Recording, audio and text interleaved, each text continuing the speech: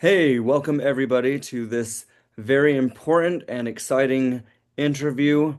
Um, my name is Nathan Bradford, and I am an artist that loves to record in the studio, and I play piano and cello, and I do a little bit of vocals, but not that much. And then I have my awesome friend here that's featured on this project that we're going to talk about today. His name is Anson Corsair, and welcome, Anson. How are you today? Mhm. Hey Nathan, good. Thanks for having me on. And yeah, anytime we're getting together to chat, it's always a pleasure. So thanks for having me on and thanks for having me a part of this project. You're so welcome. And I guess to begin, um, just wanted to announce just the obvious by saying today on all music platforms, there's a album soundtrack score that just released today called Everlight, and it is a soundtrack to a movie that doesn't exist yet. So it's the idea is the music first and the images and the picture later, or I should say the movie theater on the big screen later, possibly. Um, so so what I did is I was on this app called Vamper, and I was going through a lot of different people, and I came across an advertisement that Anson put out, and it said looking for a cellist to collaborate with. And I reached out because he was the only one that was interested in a cellist. Like no one else at all wanted a cellist. They all wanted a guitarist or a drummer or a vocalist or a backup vocalist, and he was the only one. So I was like, dang, I'm gonna take advantage of this. So I reached out to him and found out that he was a lot like me in the sense that we both have religious backgrounds and we both love music and we both feel really authentic with what we do. And so I reached out, and then he wanted to collaborate on this album, and he wrote this awesome song for the credits called Leaning on You. Did you want to talk about Leaning on You and your process, how it felt to be asked to do this? And Yeah, sure. Okay, so this is how it started for me. I remember you asked me kind of it went in stages. We had a phone call or a video call, I can't remember, but you were like I'd like for you to write a feature song on my album. And then it took a while for me to understand that it was a movie that doesn't exist, but you wrote the screenplay sort of story, and then you wanted the video or the song for the credits. And I was like, oh, okay, yeah. And then so I had to go through a process of kind of researching all these past movies that you recommended, the Disney and Pixar films and such. And after that, it just kind of simmered for a few weeks, I remember, and you would check in with me. And weekly, every Tuesday, I go to the Night Owl, and which is a local cafe where we play open mic, right, with the community. And I'm pretty sure it was coming home from that one night. I called you. It was like 11 o'clock and I texted you. Yeah. And I was just like, okay, maybe if you give me more parameters, it'll be easier for me to start because you had said, let's just write one of your pop songs and whatever you write will be great. And I was like, that's when I asked for more information about Everlight. I said, "Can you tell me like what the story is about?" And you sent me this whole thing. That's when I found out that there was pictures and a story and a background and the characters and all this stuff. And I was really blown away and impressed. And it was so cool to see because it feels like the movie is real, to me. I can hear and see the picture and especially now the music and the story and so then from there, gosh, I think I was like, okay. I read the story. I sat down, I read the story, and as I was reading it, it was like getting closer to midnight. I pulled out my book, which I don't know if you guys know this, but Instagram does these obnoxious ads from this guy, Jeffrey Kunde, and he has this chord book, and um, it was the first and only time I opened this up, and I was like, okay, what is a different way to play some chords? And I picked up, and it was like the most basic chord progression ever, but it was in a different voicing on the guitar, and I was like, that sounds cool. And from there, it was 3 hours later. I had just started writing, and I had also it was also the first time I had leaned into writing a worship song. So as I was writing it, words started flowing through me. I was inspired by the story being a lot about motherhood, fatherhood, and the child, raising the child, and a child leaning on not just their mother and father as parents, but their father in the heaven. And so I kind of wanted to combine those two themes and my own personal experience of growing in faith over the last year and a half or two was also tied into the song. So it just kind of flowed out, and from midnight to 3 o'clock, I the song was pretty much completed. And then I think a week later or two, you asked if we could add a bridge, and that's when I pulled in the scripture from, if you could actually tell that. I don't remember what scripture that was. Oh, it was Isaiah 60, 19, and 20, I believe.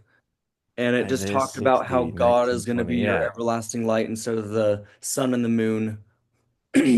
And I thought it was cool that it used the word moon in that verse because the front cover has a moon. Yeah. So, yeah.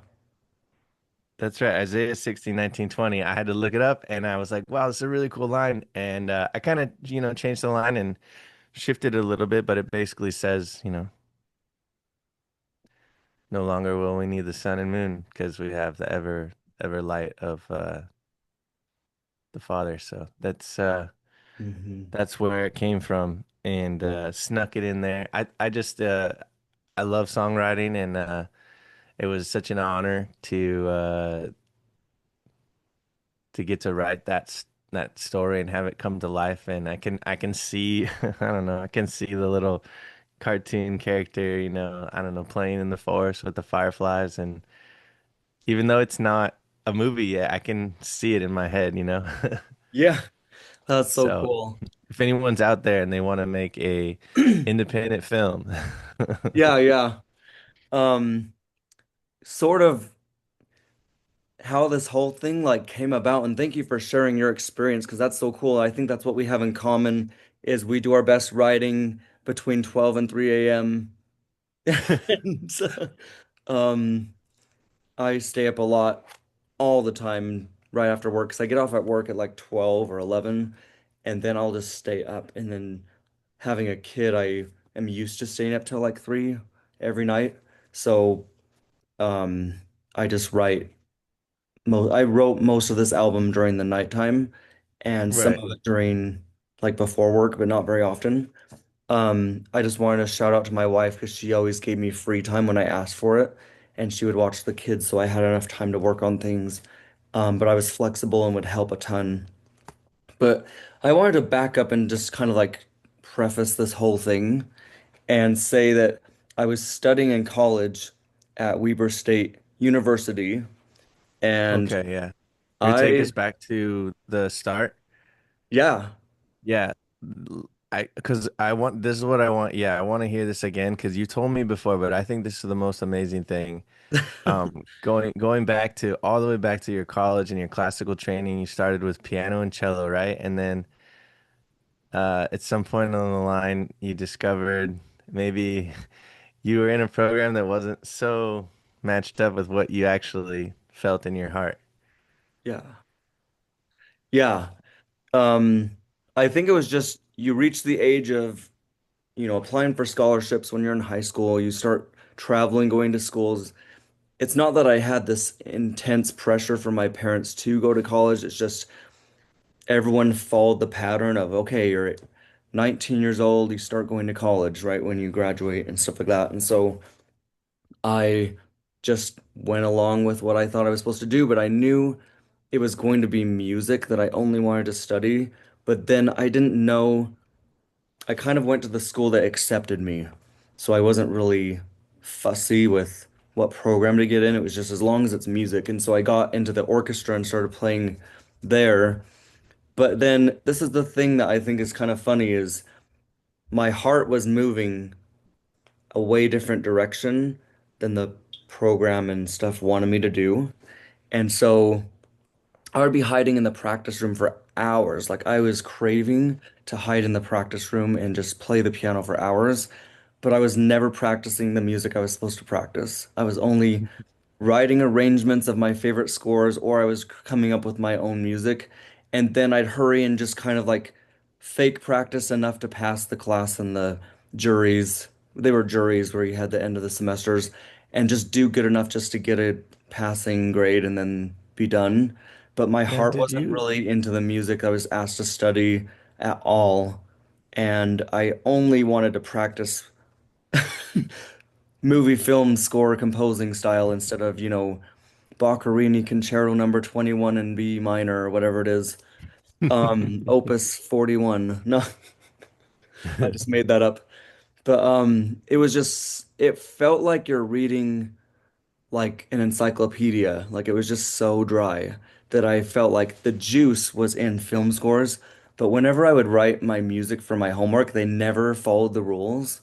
Like I struggled with the concept of counterpoint and rules and the part writing rules, and I would always just create what came out of my heart, and it would always be movie music. And then my professor's like, I just remember he just kind of looked at the music and was like, this kind of sounds like movie music. And I was like, yes, exactly. Like, isn't that awesome? And it sounded like it Nope. wasn't really a thing for them. Like, no one really got into movie scores like I did. Like, I drank it up. And like I'm gonna be a little vulnerable and say that every time I would go back and do a piano arrangement of like Hunchback of Notre Dame or Pocahontas or Hercules or Beauty and the Beast or whatever it was. I even did like Shrek and like different things like that too.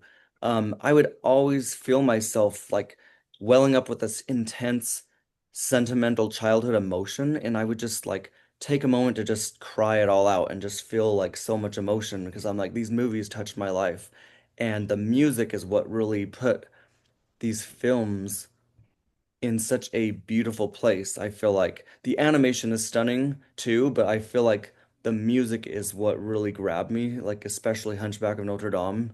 So I wanted to make music that was like Alan Menken or Harry Gregson Williams or, things like that.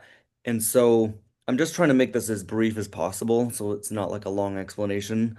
But basically, I found out that this wasn't for me, so I transferred to Utah State, got into music therapy, and then found out that that's too psychological and like psychology, and it wasn't enough music to love what I'm doing. And I ended up like struggling with passing practicum because it was just so um you had to study behavioral things and illnesses and all these research articles about like autism and different, you know, issues that music would address, but it wasn't about the music mostly. It was about the research and about the psychology. And my professors told me that I'm really good at composing music, and they would actually bring my music to the front of the class and admire it and say, "We want to have Nathan play what he wrote," and things like that. And so they knew that I had a love for like scores and movies and film. But then I'll just say it, I just sucked at college. I just sucked at homework. And if it wasn't being creative in music, I just really struggled. And so I felt like my professors noticed that I excelled in the creative aspect of things, but not in the college part. So they told me to just get out of the program and follow my heart pretty much in a nice way. Like I was asked to leave because I was too creative and not very logical. So Wow, yeah. they were It super seems nice, by the way. Nothing offensive. No, I love my professors so much. Like they are my friends. I have such high respect for how professional they like went about just the courses and everything was spot on, perfect. It's just when I'm coming from a different mindset into their realm, it's just kind of clashing all the time. So,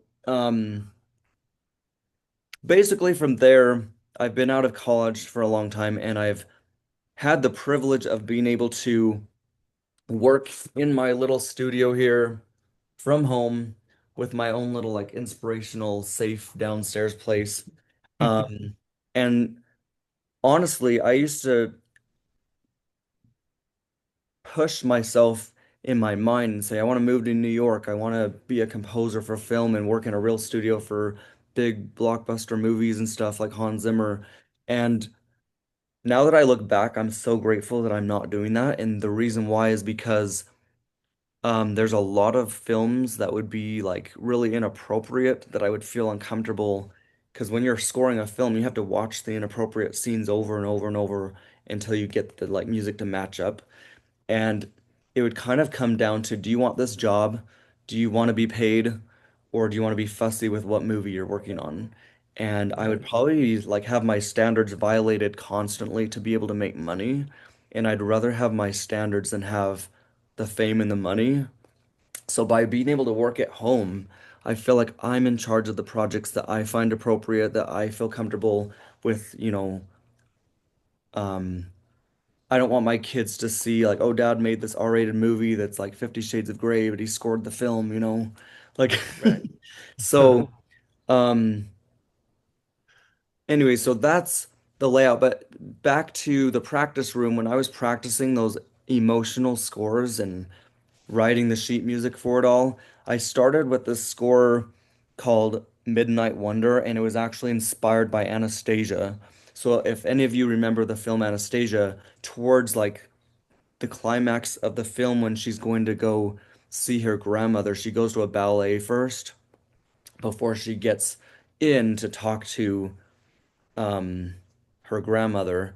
And so it's the first shot of the stair scene where she's in her, navy sparkly dress with the white gloves. And Dimitri like comes and looks at the top of the stairs and he can see her all the way up there.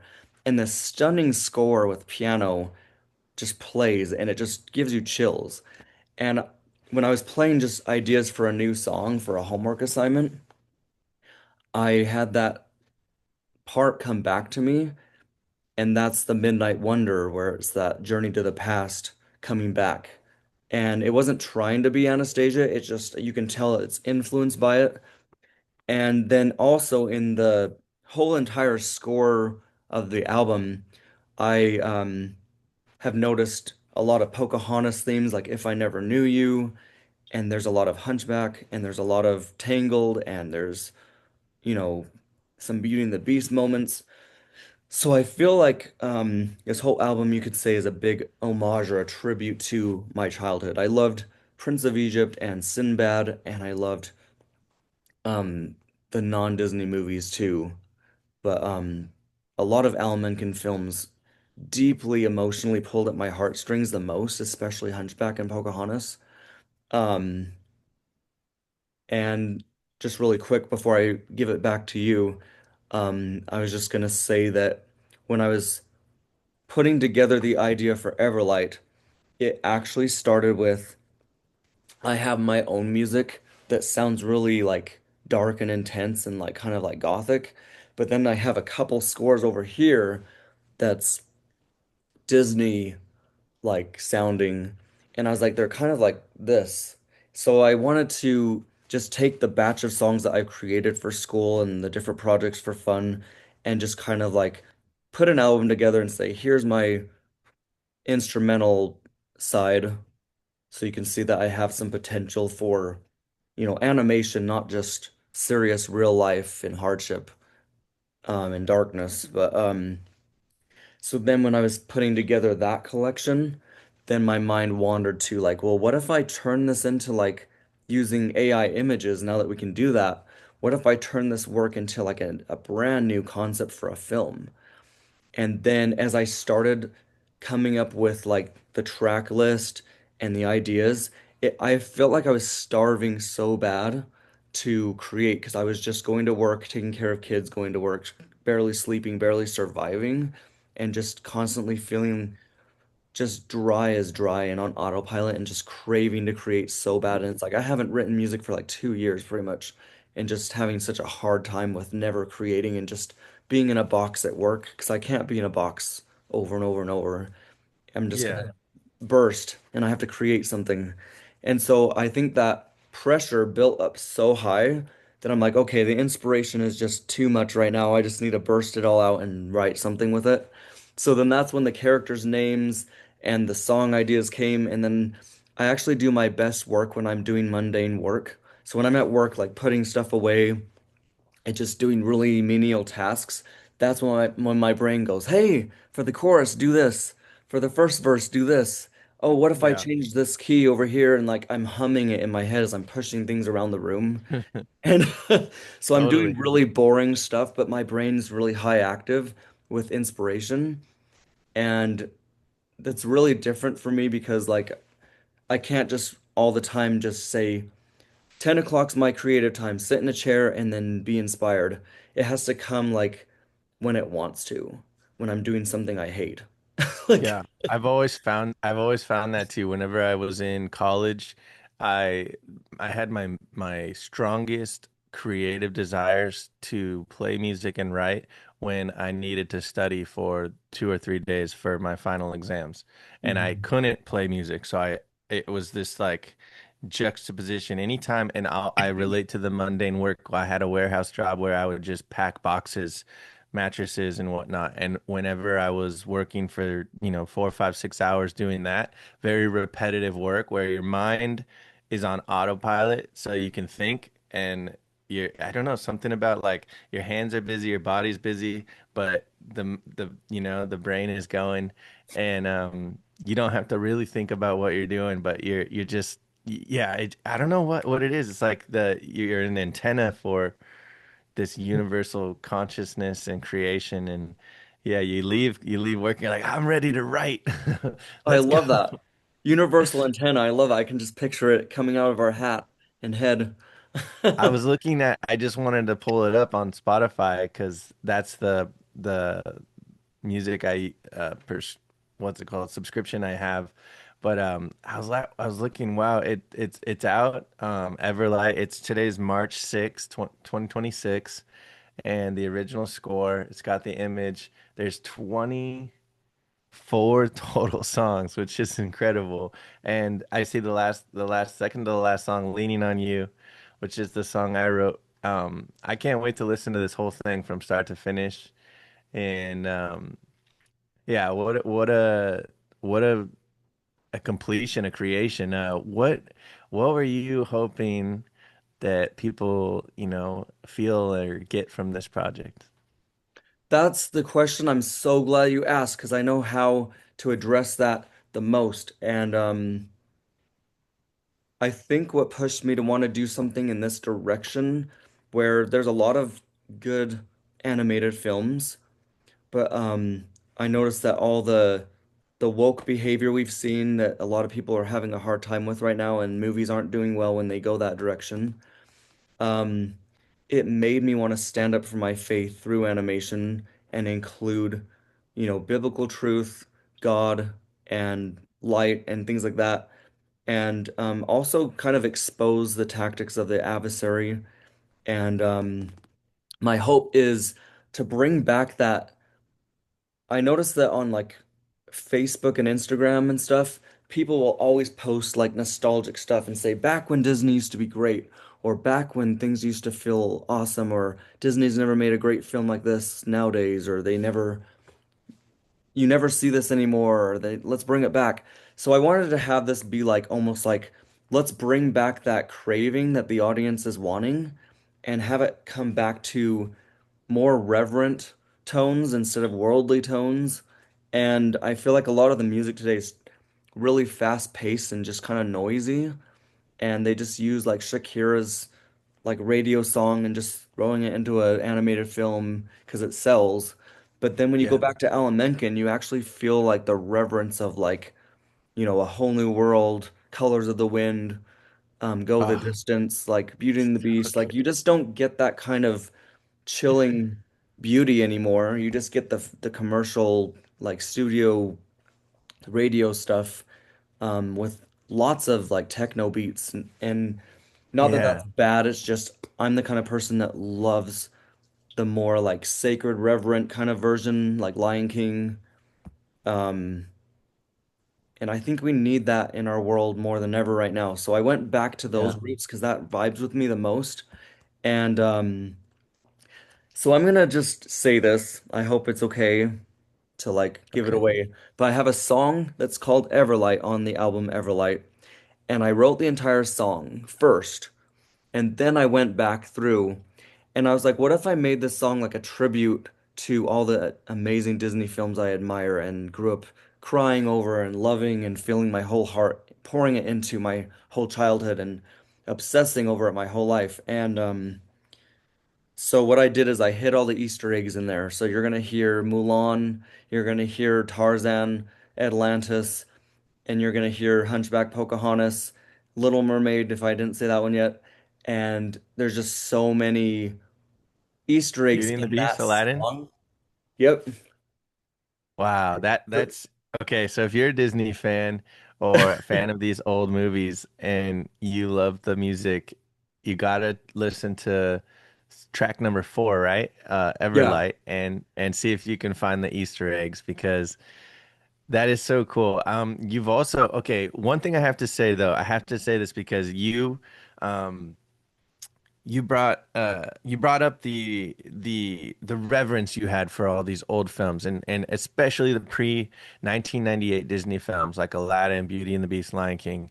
And I have to admit, I feel the same way. You know, there's this nostalgia around that era, and it almost feels like we shifted into a new timeline after that in like 2000, and it was like the world started to just change, you know. And I guess the big dot com, you know, we could go on for days about what caused it, but The Lion King, I remember going next door to my best friend's house and watching it on their little tiny box TV in their Mhm. living room, and everybody, you know, crying, and it was amazing, you know, and the music was so good, and so because of working on this project last week, I was sitting on the couch with my brother who recently, you know, um, suffered a little accident and broke some ribs, and so he's in recovery mode. So I was watching movies with him, and I went to Disney and we watched the original Aladdin and the original Beauty and the Beast, and just chilling. Like the music is so good. I completely forgot. I probably haven't watched it in 20 years, but I loved Aladdin when I was a kid. It came out, I think, 1996 or 4. And I Aladdin came remember out, yeah, around that time. 93 maybe. I remember I was a kid when it came out, and I didn't probably realize it had come out because I was just like a 5-year-old. But Mhm. it was my favorite. It was my favorite movie, you know. And I remember I learned the words to I Can Show You the World as like, you know, 5 or 6-year-old. And my mom encouraged me to, you know, to sing because she loved music as well. And she always wanted me to do music. But anyway, I just had to bring that up because, yeah, you're right. There's something different about these older films and the scores and the music, especially just like the emotion tied around it. And I know that other people are definitely going to identify with that nostalgia and that reverence because these movies like back then they just really cut into something. And I think that the motif or the like what is it, the story, you know, it's timeless. There's still so much to relate to in Aladdin, you know, with Mhm. fighting against the, you know, the rich, you know, almost like, you know, this discrepancy between, you know, I'm just stealing food to live, like, you know, and we still seeing that today, you know, around the world. And Beauty and the Beast, just like, you know, this man who lost his ways, and because of his father, he kind of fell into the generational trauma of again the rich, and love broke the curse, you know. So I don't know, it was just like these universal timelines that we're all still hoping, seeking for, you know. Everyone wants to find, you know, true love. So Yeah. it was just really great. And so right now I just have this like fresh memory of what you know, wanted to accomplish. Yeah. How does it feel? So this project is kind of a culmination of what, a decade, 10 years? How does it feel to Uh, have finally put that out? 10 years worth of work and writing and everything. And yeah. Sometimes it feels unreal, like my body's numb to the reality of, oh, did this really happen? But mentally, you realize it is because it's on your phone and you can see it. But it's not like this huge burning, like, oh my gosh, I did it feeling all the time. It's just, I'm really happy it's out. And it's okay if my emotions don't catch up to what I want it to do all the time. But I'm really proud and grateful and happy and super grateful that I was able to be around the right people and the right stuff. Like going back to what you were saying, something I would think about over and over and over is a lot of people would say, oh, this is a kid's movie or a kid's cartoon or whatever, and they would just kind of treat it like trivial. And I always felt so deeply moved and in awe-inspired, like I just couldn't wrap my mind around how human beings could create things like this with a pencil and coloring and a computer and write all the music too and the drawings. And I used to think like, what would my life, like I'm being so dead serious, like what would my childhood, what would my life be like if I didn't see Hunchback of Notre Dame? What would my life be like if I didn't have my grandma take me to go see Hercules and if I never knew about Pocahontas or if I never saw these incredible films? Like I feel like that would take my whole life away pretty much, and I wouldn't have anything to appreciate like very much left because my whole family is wrapped around these films. Like all my memories remind me of my grandma, my cousins, my sisters especially, and my mom and I used to just like cry to these movies. Like at the end of Colors of the Wind, we'd just be like, "Oh my gosh, like that's so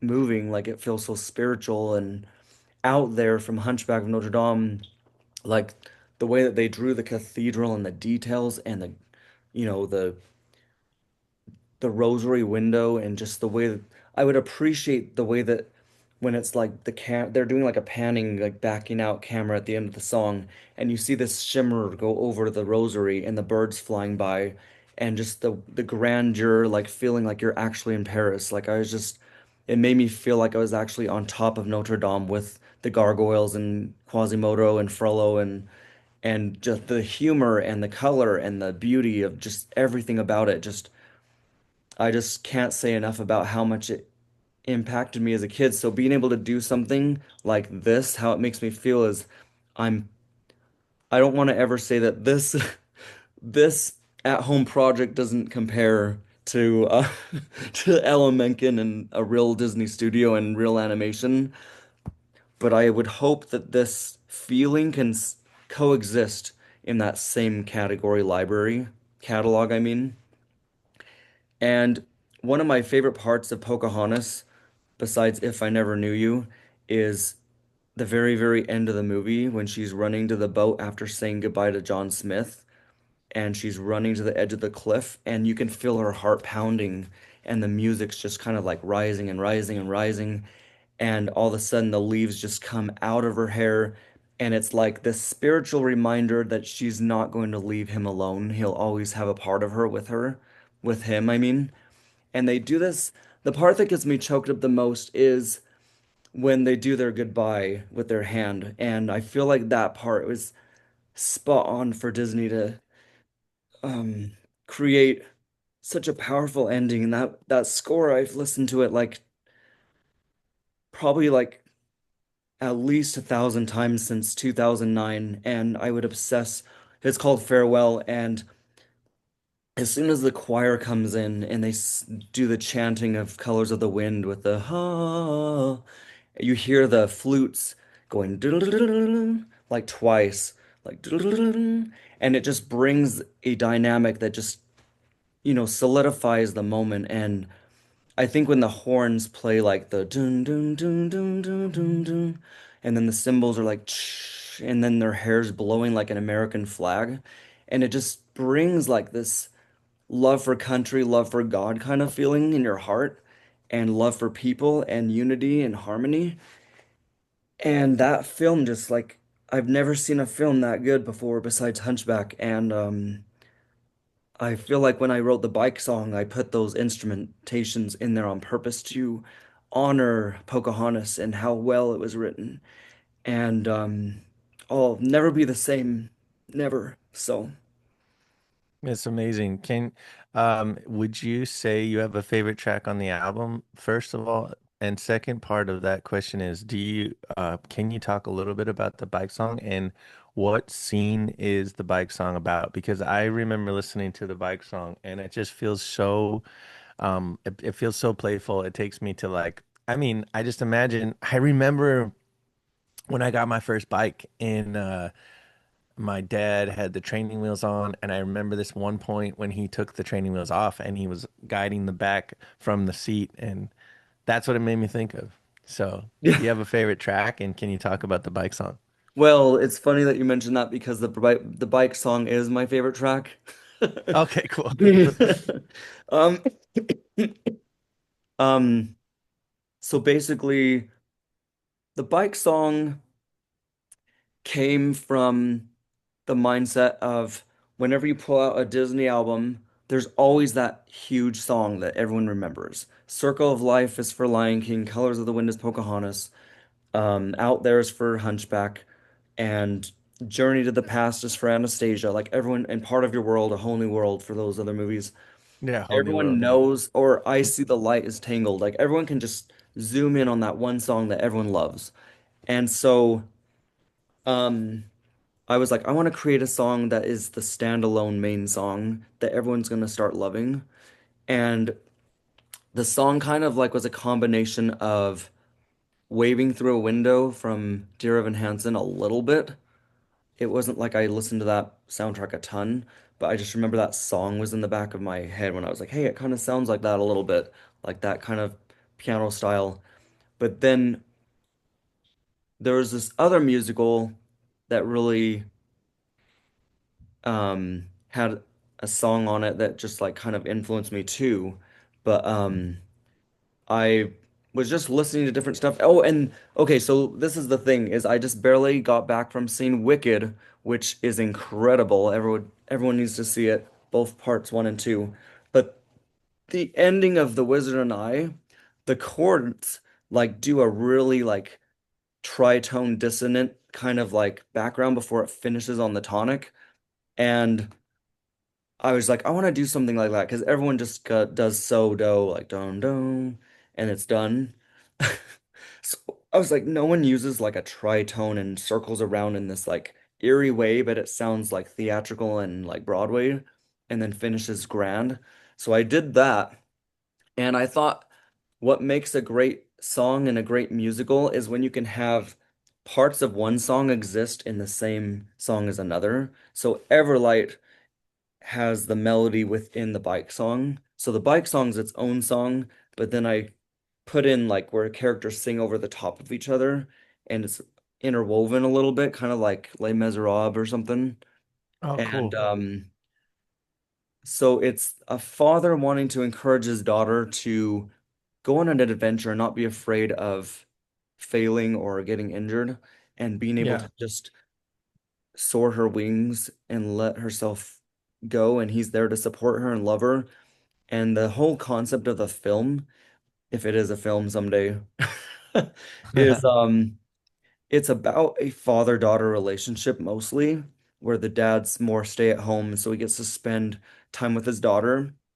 So I feel like there's a lot of films that doesn't have like good father-daughter relationships throughout an entire film as the focus. There's always like a family member dies and there's a ton of like broken, tragic relationships in all the movies of Disney and DreamWorks. But I feel like this is like, let's keep the family together. Let's build relationships so the father and the mother have a really strong relationship. The children have a strong relationship. And if there used to be a bad relationship, it's about repair too. So then the family is all coming back together. And so the bike song is just bringing that adventure, that fun, being a kid, sense of trust and wonder. And I just picture them going down valleys and around the city and like just everywhere and having stunning, beautiful, like 90s animation. And I just wanted the song to fill people's hearts. So when the song's over, they're like, I want to hear that again, you know? So, 'cause that's what it did to me when I heard Journey to the Past as a kid. I was like, Yeah. I want to write a song that good, you know? Like, not saying that this compares at all, but Out There and to the Past were like stellar songs as a kid for me. Like, I couldn't get Yeah. enough of it. I would absolutely love to see this movie come to life, and I know that in this time of access to so many tools, we all have home computers that are so powerful now, and there's so many creators out there that are that are capable and working from home and AI, and we could use um, it's just it would be so cool to get enough word out there that there would be a few people that wanted to come together and build this movie, or even just a few scenes, even like a couple of special scenes, like 5-10 minute scenes, and base it around your tracks would be so cool. That's something you'd be interested in for sure. Yeah, I would Yeah, be. And I'm not an artist, like a drawing animation designer. So it would definitely have to be on other people to make this work visually. And then I would be glad to step in and work with experts with the music because I don't have any real experience with yeah, working with professional composers, but I'm pretty sure they could take the groundwork from what I bring and make it happen. Because that's yeah. what Tim Burton did with Nightmare Before Christmas is he came up with all the concepts and all the stuff, and he just kind of handed it over to Henry Selick and said, I'm gone to work on Batman or something, so I need you to be in charge of this and make it work. And then Danny Elfman did all the music and stuff. So they made all that work. So That's cool. Yeah, all now we that I'm need to gonna be find a all we what? need to do is find attract the right independent film students, animators and writers and whatnot, and just a few people that are passionate about working on this kind of thing too. And I believe that something can come of it for sure. I mean, it's worthwhile. I'd love to see this movie. I'd love to watch it. I definitely think I'll cry. Last thing I want to share is you sent me a song. I'm not sure which one it was now, but if you remember, you sent me a song, and I was in the hospital with my brother, and my best friend's mom was sitting right next to me, the one that I went to watch The Lion King in 1993. Um, and she was sitting right next to me, and I played it for her just on my phone, and yeah, we teared up. It was just so just the score alone was just so emotional, and she was just like, "Wow, this is so good." So I had to share that and let you know that yeah, I think this is an amazing project, and your writing is definitely incredible. So, Oh, thank you. I appreciate that. And that song is called Everlight with the Easter eggs, is the one you're talking about. oh, okay, so it was Everlight. Yeah. Awesome. And I wanted to say the very ending of the film I know is the most impactful for me and a lot of people is the way a film can end is really important. And so I wanted to capture a Right. lot of emotion and also reprise and revisit familiar things so it brings it all full circle again. So it kind of goes through a lot of like familiar tunes that people heard from all the other tracks. So when I Yeah. got to the last track, I used your Leaning on Me as a huge staple for that. And I honestly took your song and dissected all the different parts of the melody, the verse, the chorus, and all the details, and I really chewed on them and This is the last rehearsed it. song? It was called A Happy Home or A Brighter Home, Happy Okay. Ending. It's like track Yeah. 20. I remember listening to it out in my backyard one late night and hearing all the melodic references to Leaning on You, and I was like, "Wow, that's so cool," because I like that's the melody I wrote, you know? It was just like it was Yeah. really cool. It And felt I special. felt like it was a pleasure to take what you crafted and expand it into a different genre of orchestral. Broadway kind of sound, but it's using your melodies like the da da da da da da da da, like those themes. I just kind of like stretched those out and just made the heart feel and feel and feel more. And I Yeah. was like, man, if you didn't pick those notes, I don't know what I could have done with it because like you picked the perfect notes for everything. Like I was like, dang, I like you did a I don't great know. job. I guess I just tapped into something. Well, yeah, it was absolutely a pleasure, and I had no idea that something so cool was going to come out of the Vamper app. But Yeah, go check out what a Vampire, everyone. blessing. Yeah, it's a great tool for meeting musicians, and you never know who you might meet and who you might be able to connect with and build a relationship with musically or further, friendship actually, because this is cool. We met on Vamper, and now I consider you a friend, and I'm just super uh, honored to be a part of this project, and yeah, thank you. You're so welcome and thank you for your time. And we're gonna upload this interview for everyone to watch. And thank you for watching this far into the video. And oh, by the way, I wanted to advertise Anson's new album that came out. He has a whole box of CDs. Oh, right, yeah, And I just released well, it's out officially to my fans. It's called ooh, Just One. This is the poster that I got. I got some merch. I got t-shirts and CDs and um I love the artwork in the yellow. That stickers makes me think of and spring. posters. Yeah, it's just one brother, one story, one purpose, and it's just about how just one song or one hug or one hello, one smile, just can change someone's day, change someone's life even because you never know what someone's going through. And it really was inspired by this idea that I started to compare myself to others when I was 20 and I was comparing my personal abilities to other musicians, and I decided that that wasn't the way to do it. And if I wrote a song that helped just one person, then that song was worth it. Oh, I So love that. that's the tribute to the title, just one. And yeah, the CD will is available now through me only because I'm going to continue to release singles online. Eventually, by the end of summer, the whole album will be online. But right Mm. now, the whole CD is available through me, and yeah, I'm excited. Hopefully, we're going to play some shows this spring and summer, and yeah, I'll have my CD available on my website, I think so. And I don't want to let me know if I'm running over your time, but I just wanted to tell people that you're so cool because you travel around the streets and you perform in all sorts of places and you're just getting yourself out there promoting your stuff. And I think that's so cool. Yeah, Um, thanks, man. really admirable. Thank you, Nathan. But yes. Did you have anything else you wanted to share about anything or? Um, I think that's it. I mean, if anyone's a, singer-songwriter, musician, and they'd like to work with me or Nathan, reach out. I'd love to produce someone. That's my new goal is to do work on home production with other musicians, which can be done fully online. We can send each other files back and forth until we have what we'd like to, you know, considered a finished project. But which is what we did, Mhm. we've done. And yeah, so yeah, onward and upward. Let's go. Yeah.